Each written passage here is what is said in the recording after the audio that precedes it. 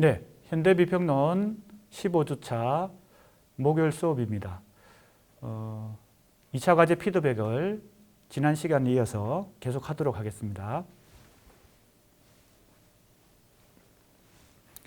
예, 나름의 의견인데요. 이것은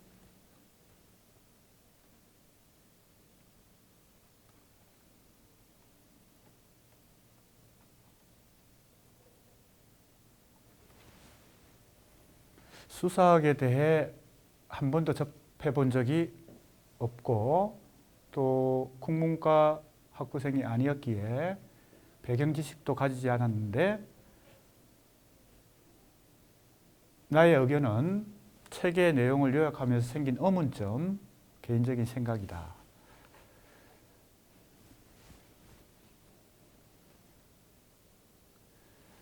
예, 수사학에 대해서 지금 의문점을 얘기하는 게 아니라 이제 우리가 공부한 내용, 특히 벤자민의 언어 철학에 대해서 지금 의문점을 가졌다는 거네요. 신학에 의존하고 있다는 생각이 들었다. 후기로 갈수록 신학적 측면이 부족해지긴 하지만 그의 사상 전반에 신학이 자리 잡고 있다.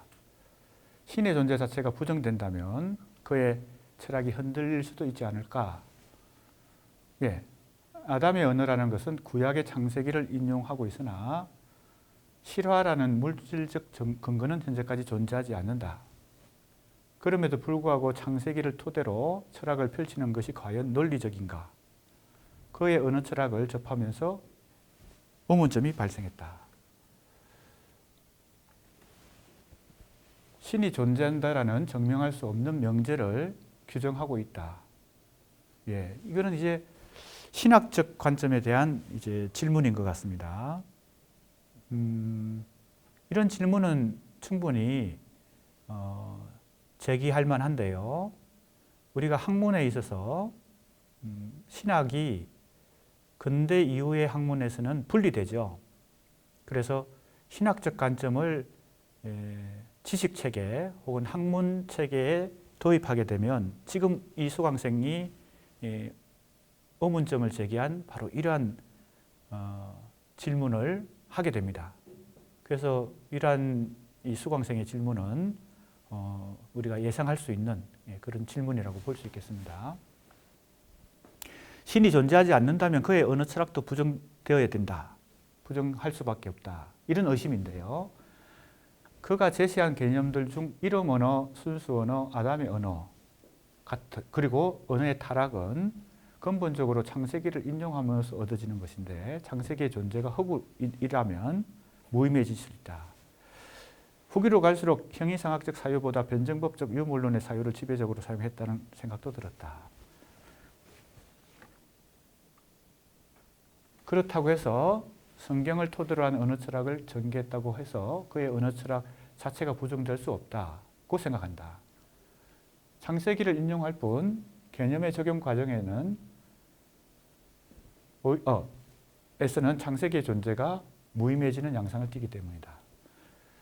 일반적인 언어로 설명할 수 없는 현상들을 설명하기 위한 하나의 방법이라고 보인다. 예. 이 수강생도 신이 존재하지 않는다면 벤자민의 언어 철학은 무의미해진다라고 일방적으로 단도직입적으로 얘기하기보다는 그의 언어 철학이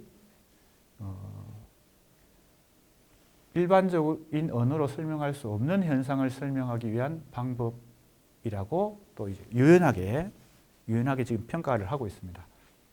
다만 이 창세기는 증명 능력이 떨어지고 보편적으로 신뢰를 얻는 내용이 아니기 때문에 반박 가능성이 열려 있다. 이 점이 아쉽다. 이렇게 지금 어느 정도 객관적인 어떤 의문점을 제시하고 있습니다. 예. 두 번째는 지젝이 해명한 멜랑콜리에 대한 의문점이다. 지젝은 멜랑콜리의 원인이 욕망했던 것을 상실해서가 아니라 욕망했던 것들이 결여되었다고 말하면서 욕망하고 픈 대상이 아니라 욕망하는 원인이 사라지면 멜랑콜리가 발생한다. 두 가지 의문점인데요. 첫째는 멜랑콜리의 원인이 욕망이 상실이 아니라는 것을 어떻게 증명하느냐. 모든 멜랑콜리의 원인이 욕망의 상실에서 나온다고 단언하는 것도 논리적 오류가 있지만 그렇다고 해서 욕망의 상실이라는 원인을 모두 욕망의 결여로 여기는 조금 더 정확한 표현이 필요한 것 같은데 욕망의 상실이 아니라 욕망 대상의 상실. 욕망 대상의 상실. 실제로 욕망하는 대상을 자기가 소유했었지만 그 대상을 소유했지만 상실한 것이 아니라 원래 소유하지 않았던 욕망의 대상을 상실했다고 하는 기만, 심리적 기만이 멜랑콜리의 원인이다라고 한 것이죠. 그러니까 욕망의 상실이 아니라 욕망의 대상의 상실, 이렇게 해야 정확한 것입니다. 욕망의 결여가 아니라 욕망이라는 말보다는 사랑이라는 말을 쓰고 있죠. 프로이트도 그렇게 쓰고 있고 라캉도 지젝도 쓰고 있습니다. 그러니까 사랑 대상에 대해서 얘기해야 되고요. 지금 욕망의 결여라고 하는 것은 욕망의 원인이자 대상을 얘기할 때이니까 지금 이 수강생이 약간의 그 착오를 일으키는 것은 지젝이 혹은 라캉이 프로이트가 말하고 있는 이 멜랑콜리의 메커니즘에서 사랑 대상의 상실을 얘기하는 것과 그 원인을 파악하기 위해서 욕망의 원인과 대상을 분석하는 과정. 그러니까 이 두 개가 지금 구분되지 않고 있기 때문에 여기서 약간의 착오가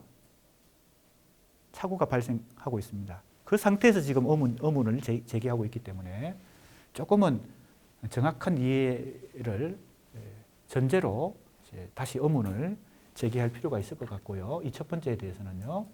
두 번째는 멜랑콜리는 인간의 감정을 설명하는 개념이기 때문에 뭐 크게 보면 감정이라고 우리가 그 카테고리를 말할 수도 있는데 보통 우리가 이 멜랑콜리 같은 경우 애도 멜랑콜리 이것을 이 감정 정서라는 이 개념과는 조금 구별해서 정동 혹은 뭐 감흥, 요즘은 이제 여러 가지 번역어를 쓰고 있지만 아펙트인데요. 그것은 보통의 정서하고는 좀 다른 어떤 행동을 유발시키는 좀 강력한 동인이 되는 원인이 되는 어떤 정서. 그래서 희노애락 같은 그런 정서가 대표적인 정서 혹은 감정이라면 이것은 단순한 감정이나 정서하고는 조금 구별됩니다. 그 부분도 조금은 정확하게 이제 파악할 필요가 있고요. 객관성 지닌 원인을 상정하는 데 어려움이 있을 것이라는 의문이었다. 객관성을 지닌 원인. 과연 이제 감정을 객관적으로 우리가 파악할 수 있느냐? 감정은 주관적인 것이기 때문에 물론 이런 의문을 충분히 제기할 수 있습니다만 한번 또 살펴봅시다. 멜랑콜리에 대해 라칸과 프로이트 지젝이 주장하는 것을 보며 멜랑콜리를 객관적으로 설명하려 노력하지만 그럼에도 불구하고 주관성을 완전히 배제하지 못한다는 생각이 들었다. 완전히 객관적이라고 말할 수 없지만 주관적인 인간의 감정을 여러 개념들을 들면서 객관적으로 만들려는 노력을 보며 경외심이 들었다. 자 이제 주관적인 감정의 영역 혹은 정동이나 감흥의 영역을 어떻게 객관적으로 설명할 수 있느냐라는 이제 상당히 기본적인 질문인데요. 그것을 시도하는 것이 정신분석학이죠. 무의식도 무의식이나 욕망이나 감정이나 감흥이나 이 모든 것은 객관적 학문의 대상이 되기에는 어려운 주관적 요소가 많은 인간 정신의 어떤 영역이죠. 그럼에도 불구하고 그것을 객관적으로 진단하고 설명해 보려는 시도 혹은 노력이 바로 정신분석학이다. 이렇게 말할 수 있겠습니다. 프로이트로부터 시작된 정신분석학은 바로 지금 이 수강생이 질문한 의문점을 가진 바로 그걸 해결하기 위한 노력이다. 주관적인 영역에 인간의 정신의 영역을 그냥 주관성의 영역으로만 내버려 두는 방법이 있겠지만 최대한 객관적으로 좀 더 구조적으로 설명해내는 거. 그래야 그 주관적인 인간 정신의 영역을 조금 더 이해할 수 있고 때로는 정확하게 진단할 수 있고 때로는 해결책을 찾을 수도 있고 여러 가지 가능성이 열리는 거죠.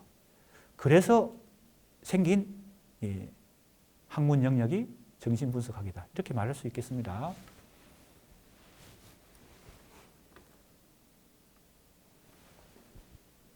어렵고 심오한 부분이 많았고 필자가 이 학문을 이해하는 데 있어서 발목을 잡기도 했다. 그럼에도 불구하고 형이상학적 연구는 무의식적으로 지나칠 수 있는 언어라는 것에 대해 더 깊이 고찰하고 언어를 연구하는 것을 보면서 존경심과 학문의 존재 의의를 잘 알 수 있게 했다.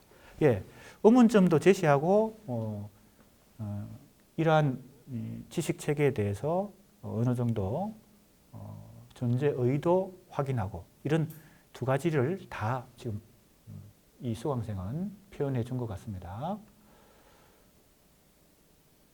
자, 나름의 의견인데요. 벤자민의 미메시스, 멜랑콜리, 가라토니 고진의 트랜스크리틱은 현대 문학 비평에 탐구 가치가 있는 이론이다. 예, 특히 미메시스에서 모방의 측면을 살펴보면 현대 문학을 넘어서 현대 사회 전체에 적용될 수 있는 힌트를 찾을 수 있다. 예, 모방의 측면을 지금 얘기하고 있습니다. 벤자민의 미메시스는 우리가 모방론이라는 그 영역으로 설명하기 어려운 더 좀 원초적인 닮음 혹은 존재적 닮음의 차원이거든요. 근데 이제 지금 이 수강생은 모방론의 관점을 우선 얘기하고 있습니다. 그래서 이 미메시스를 모방이라는 이 개념에 국한해서 지금 얘기를 전개하는 것 같아요. 문학을 모조라고 보는 플라톤의 모방론을 제하하고 마지막 문학적 전범에 대한 모방은 현대사회에서 생각해 볼 수 있는 문제다. 예, 문학적 전범에 대한 모방. 네, 이것은 이제 보통 표절의 문제로 지금 계속 대두되고 있는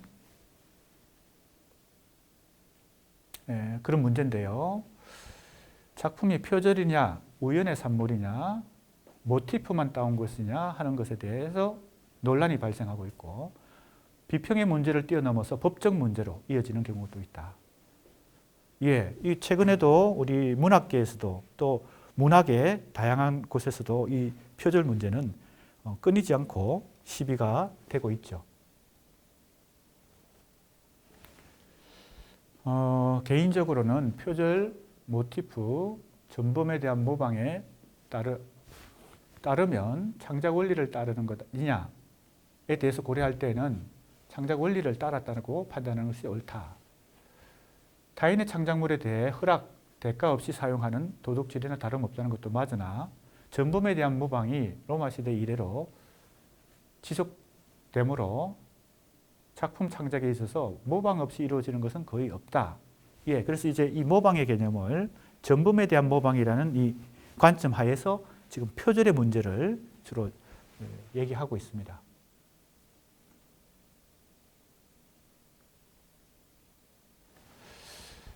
타자의 영향을 받지 않을 수 없는 것처럼 무의식적으로 자신의 창작에 다른 이의 창작물이 영향을 줄 수 있다. 과한 비약처럼 보일 수 있으나 근원적으로 인간의 본능에서 그 근거를 찾을 수 있다. 예, 이 모방에 대한 본능, 이것을 우리가 창작에서도 의도치 않은 어떤 영향받음, 영향에 대한 불안이라는 유명한 책이 있죠. 그러니까 우리는 항상 영향을 받으면서 살아가고 또 그 영향이란 것은 이 모방과 쌍둥이처럼 동전의 앞면과 뒷면처럼 같이 이렇게 연동되어 있는데 영향을 받게 되면 이제 모방을 하게 되는 것이죠. 근데 그것이 이제 일종의 본능인데 이 수강생의 이제 의견은요. 그래서 모방은 사회 발전과 연관도 있고 영향을 주고 그래서 모방 없이는 사회 예술 문학도 발전할 수 없다. 지나친 모방은 표절과 다름없지만 창작 원리를 모방하는 것은 발전 원리다. 예, 창작 원리를 모방하는 것은 지금 가능하다. 지금 그 입장입니다. 지금 이 수강생이. 그런 창작 원리를 모방한다는 것은 구체적으로 어떤 사례를 들 수 있을지 그게 조금 더 구체적인 사례를 들면 더 좋을 것 같은데 창작 원리를 모방하는 것은 발전 원리다. 모방에 대해서 이러한 의견을 전개한 것은 크리세를 부정적으로 판단하는 경향이 있기 때문이다. 크리세를 부정적으로만 보는 것은 옳지 않다고 생각한다. 진부함이라는 개념이 깔려 있는 것은 부정할 수 없으나 진부하다는 표현이 문학적 가치를 떨군다고 생각하진 않는다. 예, 크리세적인 요소가 있더라도 그것을 진부하다고 하는 표현이 문학적 가치까지 떨어뜨리지는 않는다. 크리스 때문에 이 작품은 훌륭하지 않은 작품이다 라고 단정 짓는 자세는 옳지 않다. 예. 때로는 크리스를 따르는 작품들이 더 훌륭한 작품일 수 있고 뛰어난 완성도를 가질 수도 있다. 예, 그런 측면도 생각해 볼 수 있겠는데요. 이 학생은 이제 창작 원리, 두 번째는 크리세 이런 경우에 그것은 표절이라고 하기 어렵다. 지금 그런 입장인 것 같습니다. 크리세를 따르는 작품이 후대에 길이 남을 명작이 될 수도 있다. 크리세라고 하는 것은 뭔가 반복적으로 사용되는 어떤 관례적인 어떤 표현, 그죠? 이런 것들인데 그게 반드시 나쁘진 않다. 그리고 그것을 표절이라고 말하기도 어렵다. 그 모방이라고 하는 것은 창작 원리를 모방하는 것은 예술을 발전시키는 요소도 부분도 있기 때문에 그런 지금 얘기를 계속 하고 있습니다. 예. 다음 멜랑콜리에 대한 프로이트 그리고 락강, 지적의 주장은 문학 속에 숨어있는 멜랑콜리를 통해 깊이 있는 탐구를 가능케 했다.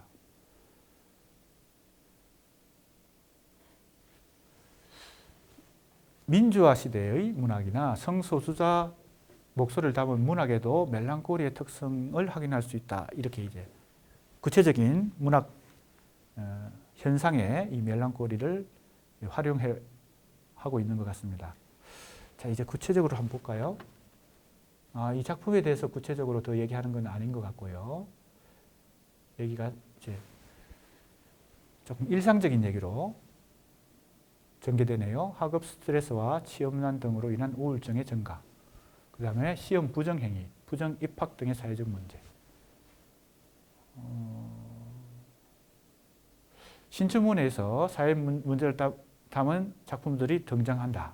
예, 신춘문예 아마 작품들에서 이런 사회적 문제가 아마 소설이겠죠? 소설 같은 작품에서 최근에 이런 우울증 증가, 부정행위 이런 것이 이제 소재로 등장한다는 것인데요. 어떤 사회적 사건을 겪느냐에 따라 멜랑콜리의 특성이 두드러지게 나타나는지 구체적으로 살펴볼 필요가 있다. 어떤 사회적 사건의 요소는 인물의 감흥 상태를 멜랑콜리로 이끌고, 감흥이라는 표현이 좀 이상합니다. 이건 아마 오타이거나 잘못 알고 쓴 것 같아요. 감응이라고 하면 더 좋을 것 같아요. 감흥이 아니고요. 멜랑콜리나 분노, 사건의 전개와 관련해서 감흥들 속에서 멜랑콜리로 이끌을 수 있는 사건의 특징이 있다. 자, 한번 볼까요? 신춘문예 작품들을 아마 이 수강생은 읽어본 것 같습니다. 코로나 이후에 신춘문예에 등장한 작품들을 코로나 시국 속에서 겪는 고립, 우울, 무기력함이 나타난다. 자, 이제 멜랑콜리 개념은 이런 현상을 분석하는 데 도움이 되는데 재난 상태, 재난 상황 속에서 답답함과 무기력점을 느끼고 경계심, 그래서 우울감을 느끼게 된다. 일제강점기에 계속되는 독립운동의 실패로 좌절감과 무기력증을 느끼고 우울감이 드는 사람이 많았을 것이다. 예, 좀 더 이 어떤 사회 현상이나 작품의 현상에 나타나는 이 멜랑콜리적 요소들을 조금 더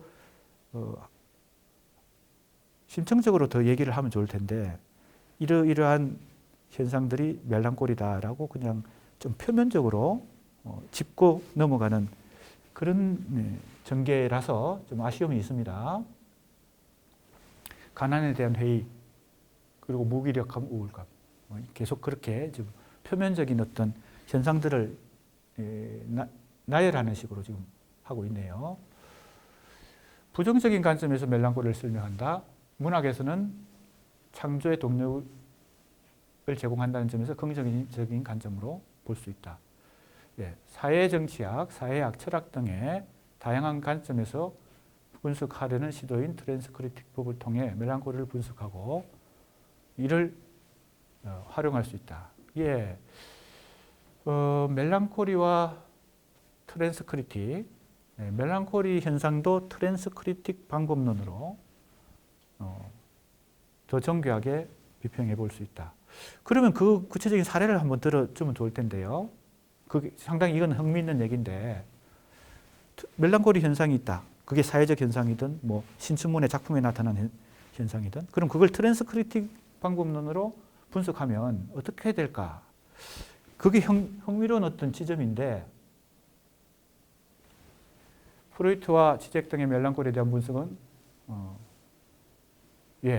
거기에 대해서 더 얘기를 하지 않고 또 이제 표면적으로 살짝 얘기하고 또 지나가네요. 그래서 아쉽네요. 여러 면에서 조금 더 얘기를 진척시킬 부분들이 많이 있는데 그걸 조금씩 이렇게 언급하는 식으로 그냥 훑고 지나가니까 아쉽습니다. 그 다음에 이제 나름의 의견입니다. 첫째, 벤야민의 신학적 철학과 후기 유물론적 철학이 모순적일까? 전자는 어릴 때 가지고 있던 종교인 유대교의 영향을 받은 것이고 후자는 마르크스와 엥겔스의 영향을 받은 것인데 사회철학적 요소에 관심을 둠으로써 내 생각에 이 두 가지 관점을 모순적으로 보는 가장 큰 이유는 프롤레타리아 계급의 해방을 주장했던 마르크스가 종교를 인민의 아편으로 칭했고 부정적으로 여겼기 때문이다. 자, 과연 이게 모순일까? 이게 이제 이 학생의 중요한 이제 문제 제기입니다. 상당히 의욕적이고 야심적인 문제 제기인데요. 그걸 얼마나 지금 이 학생이 나름의 의견 속에서 해소하고 있는지 한번 살펴봅시다. 학자 벤자민의 고민, 즉 신학적 세계관과 유물론적 세계관을 통합하고 균형을 잡는 일에만 초점을 맞춰 살펴보면 모순이 생기지 않는 방향으로 해석할 수도 있다. 벤자민이 당시 사회학적으로 사회를 바라보면서 느낀 언어는 기호적 측면이 강했을 것이다. 마법적 측면을 해체할 정도의 힘을 갖게 되었다. 그 말했다는 거죠. 그러나 여전히 인간이 그 기호의 세계 안에서 마법적인 미메시스 능력을 살아가고 있다고 생각했기에 미메시스 능력에 대해라는 저서에서 이 저서라기보다는 논문입니다. 하나의 논문. 이 두 측면 모두를 강조한 것이다. 마법적 측면과 언어의 마법적 측면과 기호적 측면 이 두 가지가 어찌 보면 지금 유물론과 신학적 관점 그것을 가장 이제 현상적으로 보여주는 대표적인 거라고 이제 이 학생은 본 것 같아요. 그러니까 지금 마법적 측면과 기호적 측면 언어가 가지고 있는 이것에 대해서 지금 얘기합니다. 이 두 측면을 모두 강조했다.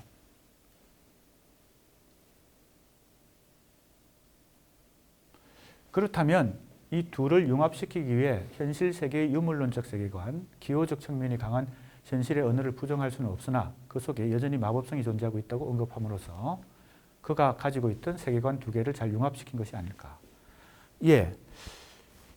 융합을 시켰다는 것을 더 잘 치밀하게 설명해야 될 필요가 있을 것 같아요. 이 정도로 그냥 융합이 됐다라고 보면 그냥 뭐라 그럴까요? 조금 불충분한 것 같고요. 이 미메시스 능력에 대하여에서 언어의 마법적 측면과 기호적 측면을 어떻게 융합했는지 더 구체적으로 치밀하게 뭔가 논증할 필요가 있는 거죠. 왜냐하면 그런 질문을 지금 그런 문제 제기를 했기 때문에 그게 모순이 아니다. 이것이 융합됐다고 이제 설명하려면 뭔가 이 논증에 절차가 과정이 필요한데 그냥 이렇게 잘 융합시킨 것이 아닐까. 이러한 언어 철학에서 두 가지 개념이 모순되는 것이 아니라 나름의 해결 방안으로 작동 원리를 찾아내는 결과라고 생각한다. 좀 더 여기서 그 논증을 조금 더 엄밀하게 또 치밀하게 할 필요가 있을 것 같습니다. 둘째, 멜랑콜리에서 대상을 향해 표출했던 적개심을 자신에게 돌림으로써 최악의 결과 타나토스를 열망하며 자살로 가는 결과를 사회적 이슈와 연관시켜 볼 수 있다. 그것은 충분히 가능하죠. 사회적으로 이런 멜랑콜리로 인해서 자살에 이르는 경우들이 종종 발생합니다. 10년도 더 된 일이지만 유명한 여배우가 악플로 인해 자살한 사건이 있었고 공인들의 무분별한 대중의 질타로 인해 생을 마감하는 일이 있었는데 유사한 사건이 터졌을 때 가장 많이 적힌 것이 A는 너희들 대중들이 죽인 거야 라는 말이다. 수업에서 배운 멜랑콜리와 연관지어 보면 결국 특정 연예인은 자신을 향해 화살을 날린 대중들을 향한 정오가 자기 자신에게로 잘못 괴로워져서 극단적인 상황으로 이어진 것이니 어쩌면 대중들이 A를 죽인 직접 원인을 제공했다고 볼 수 있겠다. 이러한 어떤 반응은 상당히 적극적인 반응일 수도 있는데요. 수업에서 배운 멜랑콜리에서 특정 연예인이 자신을 향해 화살을 날린 대중들을 향한 정오, 그것을 자신에게 돌려서 자살에 이르렀다. 그러니까 정오가 자학으로, 그건 물론 이제 이것도 포함되겠지만 좀 더 이 복잡한 어떤 정신분석적 과정이 필요하죠. 근데 이게 조금 너무 단순하게 자신을 비난한 대중들을 정오한 것을 자기 자학으로, 가학정으로 자기 학대를 해서 결국 자살에 이르렀다. 상당히 이게 단순화되어 있습니다. 프로이트나 락강이나 지적이 얘기한 그 멜랑콜리 분석의 그 조금 복잡한 그 심리적 메커니즘이 여기서는 굉장히 단순화되어 있거든요. 그래서 이 수강생의 이러한 이해도 조금은 더 우리가 수업 시간에 배운 그런 개념을 조금 더 세밀하게 한번 적용해 볼 필요가 있을 것 같습니다. 익명성이 높아지면서 이슈화되고 있다. 멜랑콜리와 관련지어 분석할 때 불특정 다수의 질타가 직접 원인으로 작용한다는 것을 규명할 수 있다. 정신분석학적 설명이 단순히 개인적 차원에 국한된 분석이 아니라 사회학적으로 작용할 수 있다. 그것은 내가 수업 시간에도 여러 번 얘기했고 계속 이제 강조하고 있는 것인데 정신분석학은 개인 심리학 영역뿐만 아니라 사회심리학에도 충분히 활용될 수 있다. 이렇게 볼 수 있겠고요. 셋째, 트랜스 크리틱의 핵심인 외부의 시선으로 대상을 보는 것에 대해 비판적 입장을 던진다. 외부로 나가 관찰하는 이유의 핵심은 대상을 객관적으로 보는 시선인데 보편적 실제에 도달하기 위한 목표를 달성하려고 한다. 외부를 찾아 나가는 것이 오히려 대상을 왜곡하고 하나의 가치관을 정립하는 데 장애물로 작용할 수 있지 않을까. 이것도 의문을 제기해 볼 만한 얘기입니다. 내가 교재에서 비판적 검토를 하면서도 이런 관점의 비판적 검토를 한 것이 있죠. 다른 이의 시선에서 대상을 탐색하는 건 보편성으로 나가는 데 도움이 되지만 외부를 넘어 외부의 외부로 끊임없이 탐색하는 것은 초기에 내가 가지고 있었던 가치관을 흔들리게 할 수도 있다. 혼돈에 빠질 수도 있다. 오히려 혼돈, 카오스를 초래할 수도 있다. 이런 어떤 함정도 있을 수 있겠죠. 트랜스 크리틱이 가진 어떤 이면이라고도 할 수 있겠습니다. 잘 지적한 것 같고요. 자, 또 다음 나름의 의견을 보겠습니다. 멜랑콜리에 대한 자세한 언급이 인상이 깊었다. 막연히 우울로 표현된 용어라고 생각했는데 멜랑콜리를 위와 같은 뜻으로 사용하기도 한다.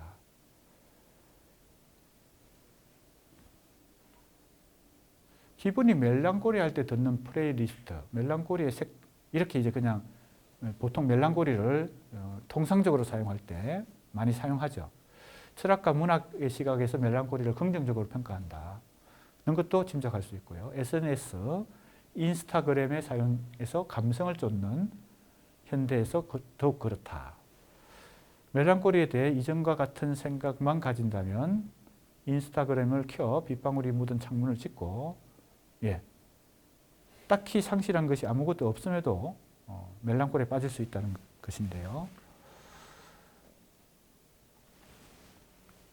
감정을 자기 안에만 묵혀두는 것은 유해하고 병리적 증상으로서 멜랑콜리를 유발하는 원인이 될 수 있지만 감정의 표출을 넘어선 감정의 전시를 바람직하게 여기진 않는다.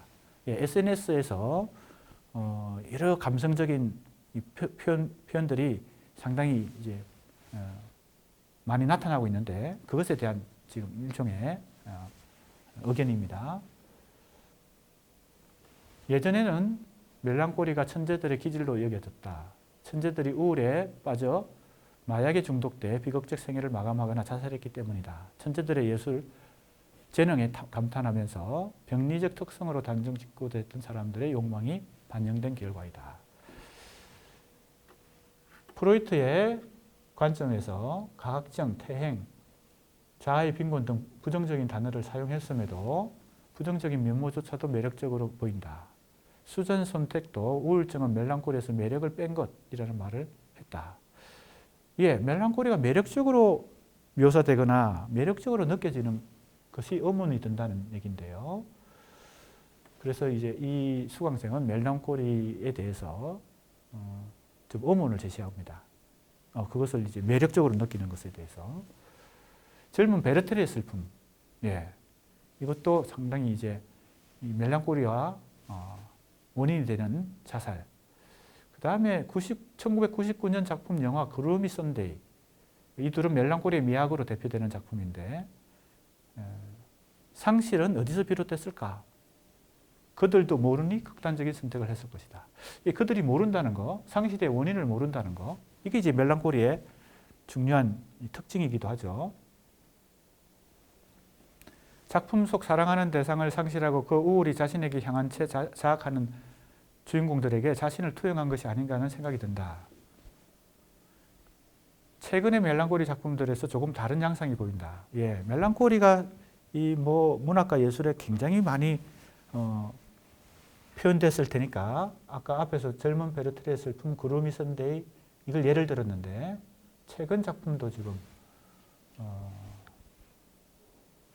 멜랑콜리 작품이라 칭하기도 애매한 우울감을 담담하게 스스로 내놓은 책들, 그리고 독자들은 그런 작품을 읽고 위로를 받는다. 단순한 심리에서 비롯되지 않고 유튜브나 SNS 다양한 형태로 많은 멜랑콜리가 등장한다. 처음으로 양산이 되고 있다는 거죠. 이런 멜랑콜리 현상이. 그런 미메시스 모방은 숭고한 감정인 우울의 본질을 조금 따라잡지 못해 라고 외치고 싶었다. 그래서 너무 범람하는 이 유행하는 멜랑콜리 작품들에 대해서 자신의 의견을 제시하고 있습니다.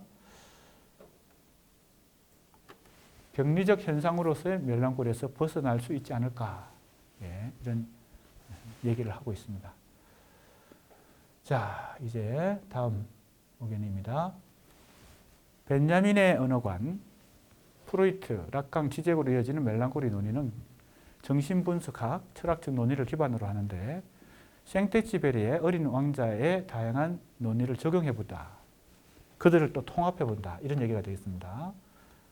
구체적인 작품을 통해서, 작품 분석을 통해서 멜랑콜리 개념을 지금 활용할 그런 생각인 것 같습니다. 어린 왕자에서 낯선 곳에 불시착한 조종사 나가 어린 왕자의 이야기를 들으며 깨달음을 얻고 그와 이별하는 이야기인데 믿음과 관련된 대목이 있다. 나에게 양을 그려달라고 했는데 왕자를 만족시키지 못했고 큰 박스를 그렸다. 그러니 왕자가 만족했다. 그림을 언어로 치환해서 생각하면 어떤 언어도 완벽하게 양이라는 추상적 개념을 묘사할 수 없고 박스 하나를 그려 그 안에 보이지 않는 양을 상상하게 만들고서야 온전한 양의 이미지가 전달되었다. 이 락강의 상징계, 상상계 논의와 소외, 벤자민의 쓰여지지 않은 것을 읽기 개념을 적용해 볼 수 있다는 것인데요. 자, 이 하나의 장면, 양 그림을 그려달라고 했는데 아무리 양을 그려도 만족하지 않았지만 박스를 그렸더니 만족했다. 그 얘기는 보이지 않는 것이 오히려 상상을 통해서 완전한 모방을 가능케 했다는 얘기가 되겠죠. 자, 그래서 이 이야기를 이 락강의 이 상징계, 상상계 개념과 또 소외, 벤자민의 쓰여지지 않은 것 읽기, 이걸 통해서 한번 재해석해 볼 수 있다는 관점인 것 같습니다. 화가의 꿈이 좌절된 상실감에 우울해하던 조종사 이야기라는 점에서 멜랑콜리아도 관련된다. 조종사는 코끼리를 삼킨 보아뱀을 그렸지만 그 그림의 의미를 알아주지 않자 멜랑콜리를 겪었다. 락강의 표현에 따라 상상계의 상징계가 들어오며 생기는 근거 없는 상실감. 예, 이제 상징계가 도입되면서 소외, 이게 2차 소외죠. 이때 상실감이 역시 생기는데 근원적 상실감이죠. 그것을 어린 왕자가 이렇게 표현한 것이 아닐까. 그 다음에 왕자가 죽음을 선택하는 결말은 실제계로 향하기 위해서 육체를 포기한 것으로 치잭의 자살 행위에 따라 해석할 수 있다. 예, 자살 행위라는 것은 조금 표현이 치잭은 행위라는 이 표현을 씁니다. 행위. 그게 자살일 수도 있지만 여러 다양한 행위들이 있는 거죠. 그 다양한 행위의 유형 중에 자살이 있을 수도 있는 것이죠. 그러니까 자살 행위라고 하면 이 행위라고 하는 것을 너무 축소시키는 것이고 이 행위는 실제계와 일치하려고 하는 거. 그렇죠? 실제에 근접하려고 하는 어떤 실천 행위, 이걸 행위라고 불렀습니다. 그러니까 그 행위는 이 상징계의 질서에서 보면 상당히 이해할 수 없고 또 납득하기 어려운, 그리고 뭐라고 할까요? 인과관계를 설명하기도 어려운 그런 어떤 실천을 할 때 이제 그게 행위죠. 그것은 실제에 도달하려는, 직접적으로 실제와 만나려는 어떤 행동이기 때문에. 자, 그래서 이 실제계를 적용해 봤습니다. 지금 이 왕자가 죽음을 선택하는 것을요. 왕자는 그의 욕망 대상인 온전한 관계 매점을 향해서 자세를 선택했다. 그 다음에 가라타니 고진의 문학관인데 근대 문학이라는 개념에 대해 상당히 모호하다는 생각이 들었고 내 나름의 한국 근대 문학 개념을 정리해 보는 계기가 되었다. 근대 문학은 근대 시기에 이루어진 문학이라는 의미이기 때문에 시기적으로 구분하고 정의 내릴 수밖에 없고 근대 시기의 작품들 사이에 어떤 유사성이 존재할 수는 있으나 그것들만으로 근대 문학을 정의할 수는 없다고 생각한다. 이렇게 했는데 그러면 이제 이 수강생의 의견대로라면 그냥 역사 시기 구분에 입각해서 역사에도 시기 구분을 하죠. 그 시기 구분이라는 것 자체가 역사에서 가장 기본적으로 행하는 어떤 개념 구분이니까 고대, 중세, 근대, 현대. 예를 들면 이건 사분법이고 고대, 중세, 근대, 현대를 따로 구분하지 않고 근대 안에 현대가 있다고 생각하면 삼분법으로 하죠.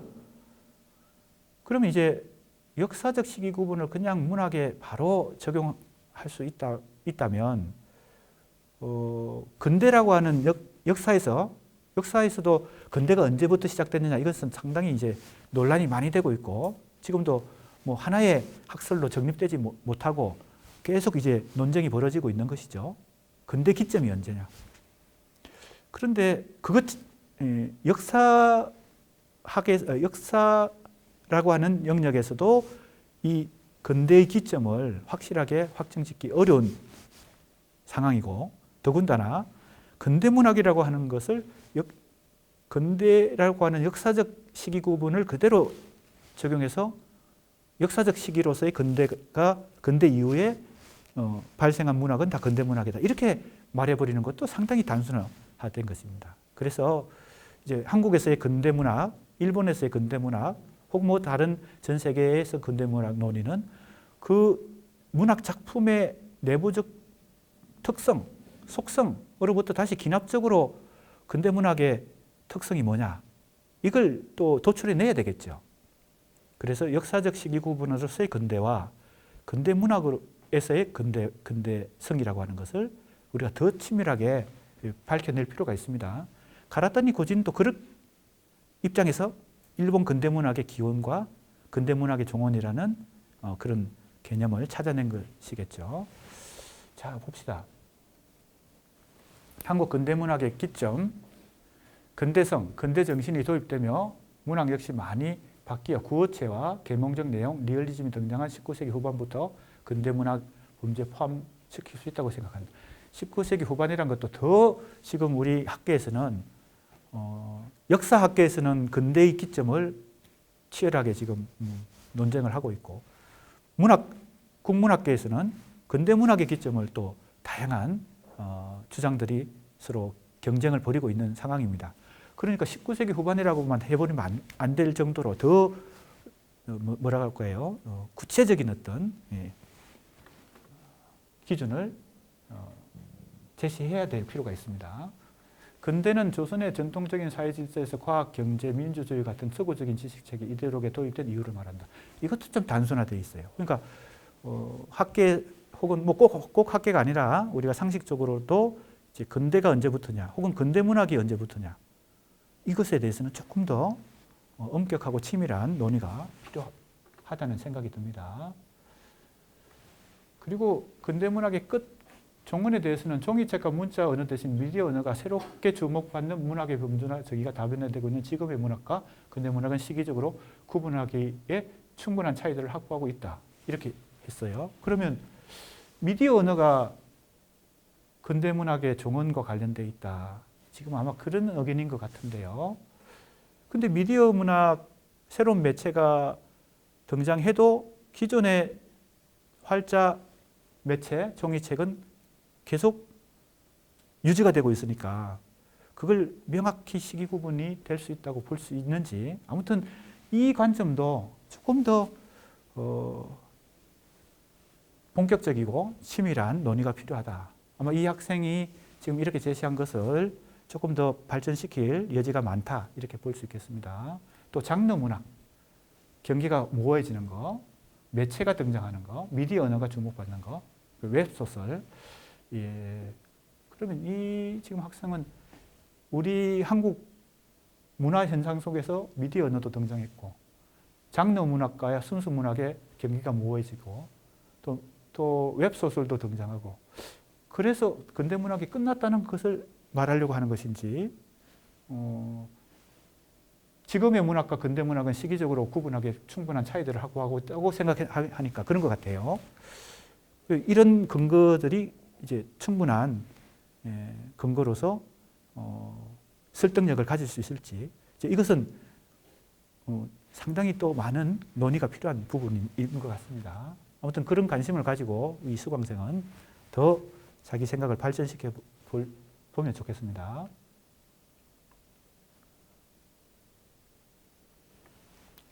지적의 멜랑콜리 담론입니다.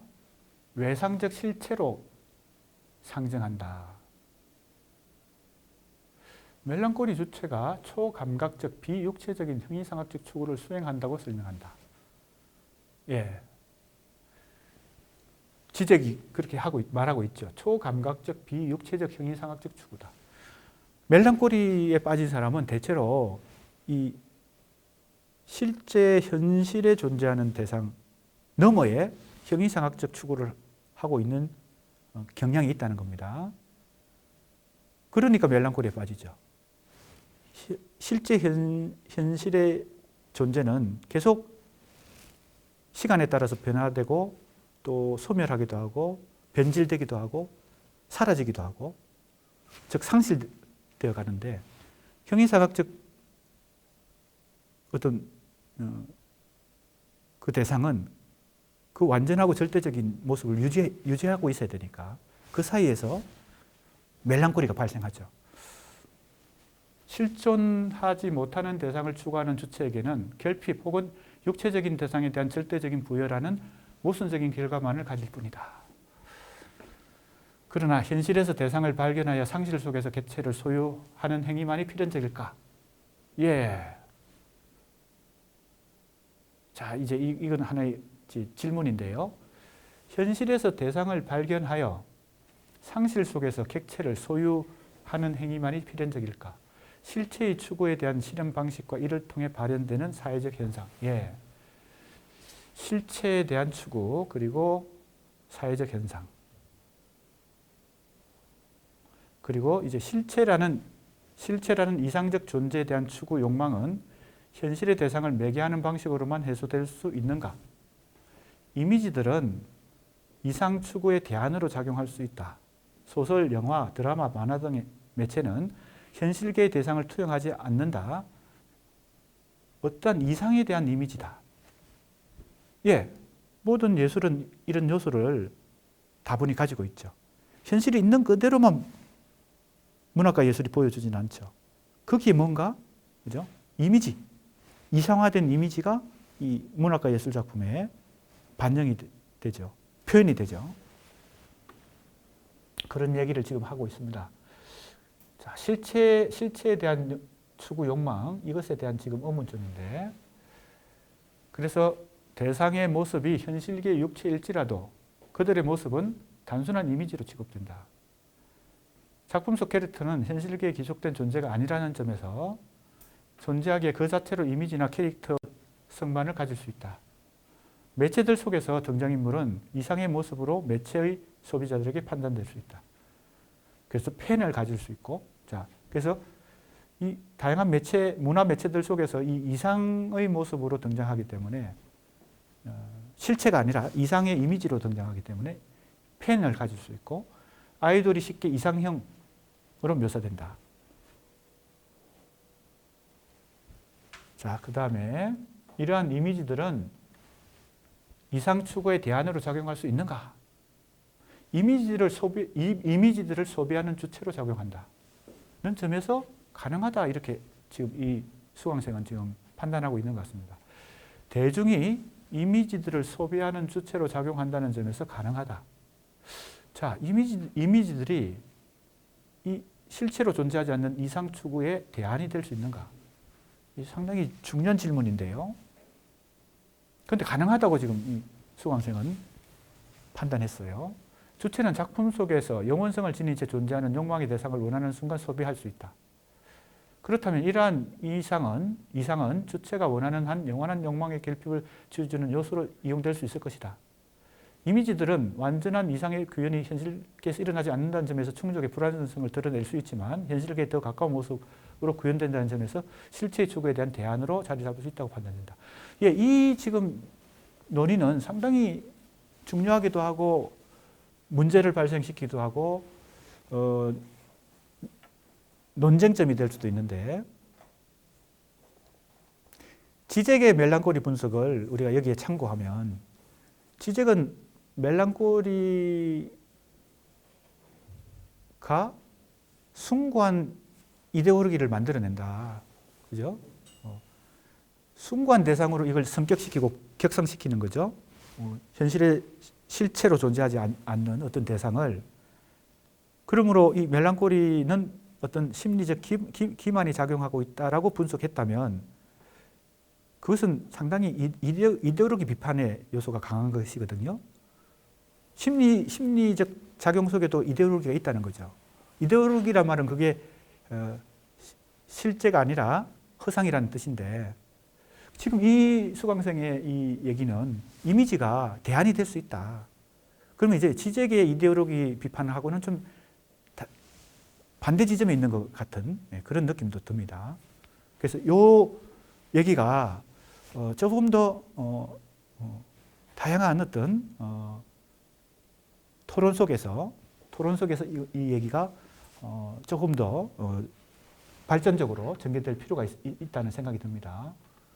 물론 지금 이 학생의 얘기도 일리가 있는 부분이 있는데 지적의 이데올로기 비판과 한번 비교해 보면 좋을 것 같아요. 하지만 이 역시 완전하지 못하게 이미지가 그죠? 이상의 대안이 되는 것은 완전하지 못하기 때문에 현실계에서는 다시 상실 속의 소유가 발생한다. 상실 속의 소유는 의문을 낳았다. 상실 속의 소유조차 불가능하게 된다면 주체는 어떻게 행해야 할 것인가. 예, 이런 통계가 있나 보죠. 한국인의 36.8%가 우울증을 앓고 있다. 우울증을 호소하는 사람이 높아지고 있다. 상실 속의 소유조차 실패를 겪는 사람. 예, 상실 속의 소유조차 실패를 겪는다.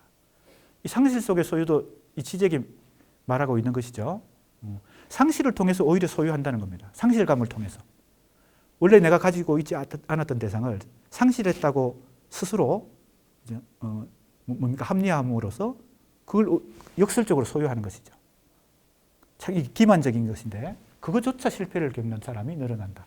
이건 상당히 중요한 얘기인 것 같고 또 우리가 사회 현상으로서 우리 한국 사회 현상으로 나타난 혹은 문화 현상으로 나타난 이러한 멜랑콜리 현상을 어떻게 진단하고 분석하고 평가할 것인지 상당히 우리 모두에게 주어진 과제인 것 같은데요. 아무튼 그러한 얘기를 지금 이 수강생이 하고 있습니다. 현실계에서 우리는 욕망의 대상을 소유하려고 한다. 절대성의 성격이 일어난다면 기만일지라도 주체는 무엇인가를 소유하게 된다. 이상의 정도에 따른 차등 때문에 절대성의 성격이 쉽게 일어나지 못한다. 예, 정도에 따른 차등, 이상의 정도에 따른 차등. 근래의 세태에서는 주체가 대상을 소유하고자 할 때나 소유했을 때 가치 비교가 과거의 세태에 비해 심하게 나타난다. 예, 조금 더 이 현실에 밀착해서 이 학생은 좀 분석을 하고 있습니다. 우리 사회 현상을 이 멜랑콜리와 관련해서요. 그래서 상당히 자기 나름의 의견으로 가치가 있는 그런 얘기를 지금 하고 있네요.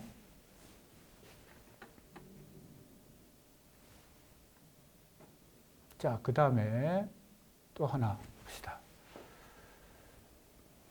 락강은 상징계 진입으로 인한 근원적 상실감을 보상하는 욕망의 원인으로서 대상 A에 주목했고, 자, 상징계에 진입하면서 소외를 경험하죠. 이게 2차 소외인데, 그때 상실감을 느낀다. 근데 이것은 무의식에서 진행되기 때문에 자각할 수 없는 상실감이죠. 그래서 근원적 상실감입니다. 그런데 그것을 보상하려고 하기 때문에 욕망이라는 게 발생한다는 거죠. 그러니까 욕망은 끊임없이 자기가 잃어버린 대상을 다시 회복하고자 하는 그 욕망의 원인이 그래서 발생하고요. 그걸 대상 A를 통해서 추구하는 것이죠. 인간은. 대체물이 존재하지 않아서 상실감에서 벗어날 수 없는 상태를 멜랑콜리라고 한다. 예, 대체물이 존재하지 않는다. 대체물이 존재하면 이제 애도의 방향으로 가게 되는데 대체물이 존재하지 않으면 계속 그 사랑 대상을 그죠? 사랑하게 되죠. 이미 상실되었지만 아무리 대상 A를 지향하더라도 완전하게 실제는 다가갈 수 없고 상상계에서만 욕망에 직접 충족도 되지 않고 간접적 욕망과 충족만 가능하다.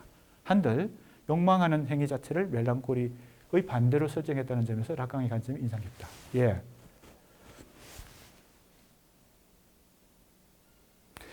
욕망하는 행위 자체를 멜랑콜리의 반대로 설정했다.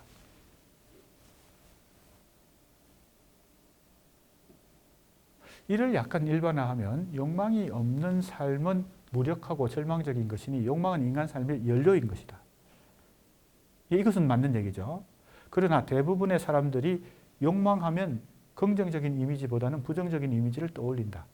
이 욕망은 우리가 통상적으로 얘기하는 일상적인 표현에서 얘기하는 욕망입니다. 그건 부정적으로 보통 얘기하죠. 욕망이라고 할 때는. 그러나 이제 정신분석학에서 프로이트나 락강이나 뭐 지적이나 누구든 정신분석학에서 얘기하는 욕망은 그런 부정적인 가치 판단이 들어가 있지 않은 것입니다.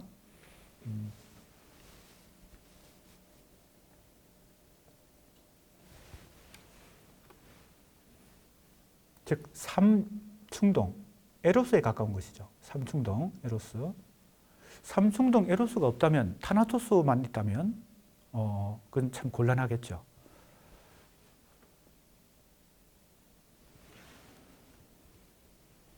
동서양의 문학 작품들은 욕망을 부정적으로 묘사해왔다. 예. 그러니까 이 욕망하고 이 욕망은 구별을 해서 얘기해야 됩니다. 우리가 통상적으로 얘기하는 그 욕망은 부정적인 의미고, 정신분석학에서 얘기하는 욕망은 삼충동이거든요. 즉 에로스거든요. 욕망이라는 단어는 같지만 의미는 다른 것입니다. 그래서 그걸 지금 뭔가 이렇게 같이 비교하는 것은 조금 관점 차이가 있다는 것을 우선 발표자는 이해할 필요가 있고요. 아무튼 그런 걸 전제하고 한번 읽어봅시다. 근대 소설들은 욕망을 긍정적으로 보지 않는다. 서양도 욕망을 부정하는 문화, 기독교의 영향이 크다. 뭐 불교, 유교에서도 무소유와 열반을 강조한다. 이렇게 했는데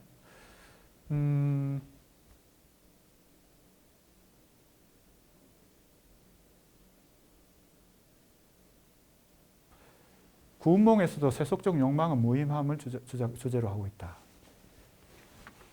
현실적으로 생각하면 욕망 없는 삶이 가능한가? 욕망이 있었기에 열정적으로 사랑하고 희노애락을 느끼고 열심히 노력해서 원하는 것을 성취한다. 욕망이 없을 때 상실감과 무기력함, 멜랑콜리가 찾아올 것이다. 예, 라강의 분석에 의하면 그런 것이죠. 욕망의 원인이 사라졌을 때 멜랑콜리에 빠진다. 대상은 존재하지만 원인이 사라지면 그 대상은 욕망의 대상이 되지 못하겠죠. 그것이 이제 라강의 관점입니다.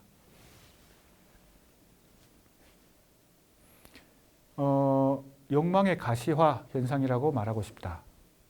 현대소설에서 욕망 자체를 주제로 하는 것, 그리고 욕망을 표출하는 것, 이런 것을 욕망의 가시화다.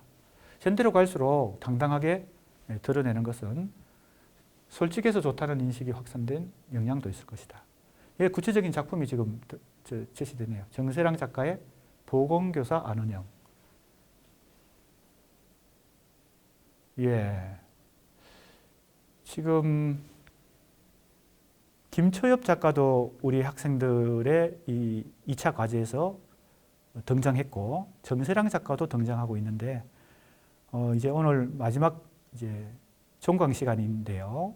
거의 이제 마무리해야 되는 시점인데, 한 가지 참고로 안내를 하고 우리 수강생들에게 마무리하고 싶네요.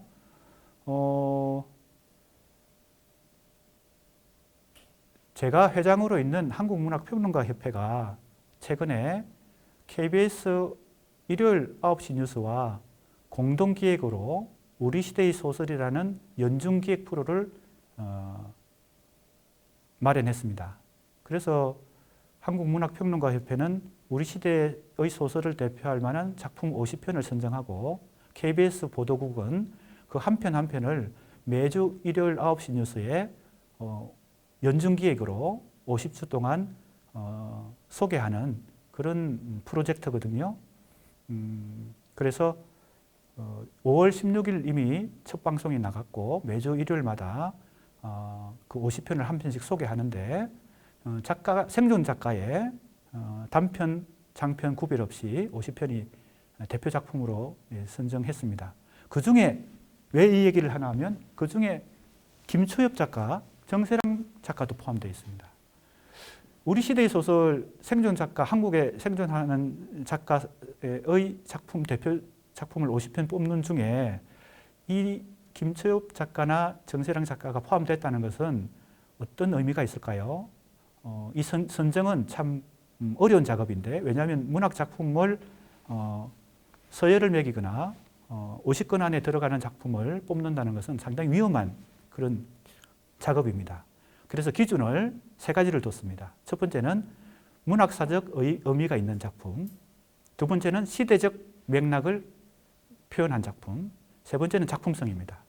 자, 이 세 가지 기준을 잘 생각해 보면 작품성만 가지고 뽑는다면 지금 최종 선정한 50편이 또 달라질 수도 있습니다. 문학사적 의미만 가지고 본다면 또 달라질 수 있었겠죠. 그러니까 지금 왜 이 얘기를 하나 하면요. 김초엽 작가나 정세랑 작가가 문학사적 의미로 평가한다면 50권 안에 들어갈 수 있었을까? 그 결과는 알 수 없지만 아무튼 이 세 가지 기준을 동시에 고려하면서 50편을 뽑았거든요. 나 혼자 뽑은 게 아니고 150명의 문학평론가에게 설문조사를 해서 그 결과를 통계 자료로 뽑아가지고 그 기준에 의해서 많이 추천받은 작품 위주로 50편을 선정한 것입니다. 지금 이 기준 중에서 시대적 맥락에 해당되는 시대적 맥락을 담고 있는 작품이라는 그 기준, 두 번째 기준에 이 정세랑 작가나 김초엽 작가가 상당히 부합됐을 것 같아요. 이 추천하는 103명의 평론가들의 입장에서요. 왜냐하면 그 기준 세 가지를 제시하고 설문조사를 했거든요. 그러니까 문학사적으로 의미가 있는 작품, 시대적 맥락을 담은 작품, 작품성, 이 세 가지 기준 중에서요. 이 세 가지를 같이 고려하니까요. 이 두 작가는 2010년대 시대적 맥락을 잘 보여주는 그런 작가이고 작품으로서 평가됐을 가능성이 높겠죠. 아무튼 이 작가들이 이 피드백 시간에 등장했기 때문에 내가 기억이 나서 그 얘기를 합니다. 그래서 이제 오늘 종강을 하지만 우리 국문과 학생들이 주로 듣는 현대비평론 과목이니까 좀 관심을 가지고 매주 일요일 KBS 9시 뉴스에 우리 시대의 소설이라는 지금 연중기획 프로젝트 프로그램이 계속 방송되고 있습니다. 5월 16일 첫 방송이 됐고요. 계속해서 매주 한 편씩 소개를 하는데 작가 인터뷰도 들어가고 작품의 현장을 찾아가는 탐방도 있고 또 대표 평론가가 그 작품에 대해서 해설도 해주는 그런 코너가 고정 코너를 마련했습니다. 참고하기 바라고요. 자, 이제 마무리하도록 하겠습니다. 욕망의 가시화 현상 속에 사회적 범죄라고 여겨지지 않는 욕망이 포괄될 수 있다. 그래서 노인, 청소년, 장애인 등 약자의 욕망, 약자나 소수자의 욕망이겠죠. 억압되어 온 녀석의 욕망, 이것이 가시화되고 있는 것에 초점을 맞춘다. 이것도 2010년대 시대적 맥락을 가지고 있다고 보여집니다. 이런 주제, 그죠? 사회적 소수자의 문제, 혹은 젠더적 문제, 페미니즘, 키어 문제 이런 것도 2010년대 특히 시대적 맥락을 가지고 소설화되고 있는 혹은 문학 작품으로 형성화되고 있는 측면이 많이 있겠죠. 그런 측면을 우리가 생각해 볼 수 있습니다. 또 여기 언급되고 있는 작품이 있네요. 조순화의 초록의 시간, 단편 소설 중에서 노인의 성욕에 대한 주제. 이것이 2010년대의 어떤 시대적 맥락을 표현하고 있는 그런 작품이라고 역시 생각이 되네요. 좀 상당히 구체적으로 이 작품에 대해서 언급을 했고요. 이 학생은 지금 상당히 소설을 많이 읽고 공부하는 학생인 것 같습니다. 백수리네 아직 집에는 가지 않을래요. 여기 유부녀의 성욕에 대한 이야기. 네, 자 이렇게 해서 더 이제 세밀하게 피드백을 하면 좋겠지만 여러 학생들의 이 과제물에 대해서 피드백을 하기 때문에 큰 틀에서 필요한 부분들 중심으로 피드백을 했습니다. 자 이렇게 해서 두 번째 피드백 시간도 마치고 이것으로 종강이 되겠습니다. 이제 남은 기말고사 시험은 현장 시험을 보려고 하니까 우리 학생들 잘 준비해서 조만간 블랙보드에 공지사항을 올리도록 하겠습니다. 자, 한 학기 동안 수고 많이 했습니다.